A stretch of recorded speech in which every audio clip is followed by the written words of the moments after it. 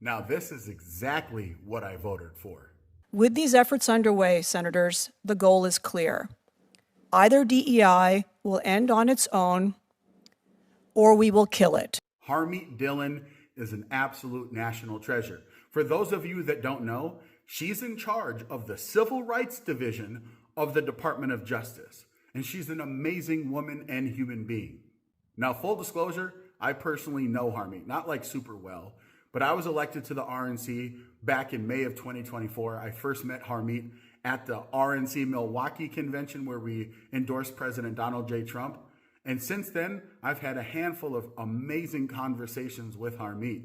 And she is one of the brightest minds that I've ever met in Republican Party politics. And it's amazing to see what she's doing in her role as head of the Civil Rights Department in the Department of Justice. DEI initiatives reflect a set of practices that unlawfully discriminate against, classify, exclude from participation, or deny benefits to individuals based on race, sex, or other prohibited characteristics. The order announced that it is the policy of the United States to protect the civil rights of all Americans against illegal DEI initiatives. Enforcement of that policy is now delegated to me. Just last week, I reached the milestone of my first 100 days in office.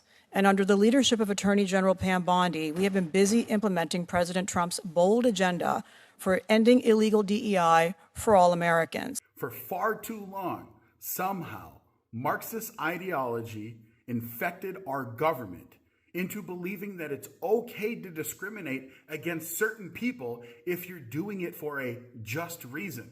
But the truth of the matter is, it doesn't matter if it's just or unjust for the reasoning.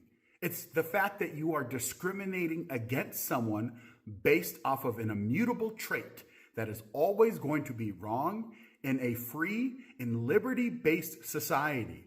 And it's gone on for far too long. But as Harmeet Dhillon said, DEI is either dead, and if it doesn't die, the government will kill it. And here's the deal. We as American citizens need to remain vigilant on this front. If you witness or see any type of racial discrimination in the name of diversity or equity, it needs to be called out and reported. And now within the Department of Justice, we actually have help in order to stop the racial discrimination.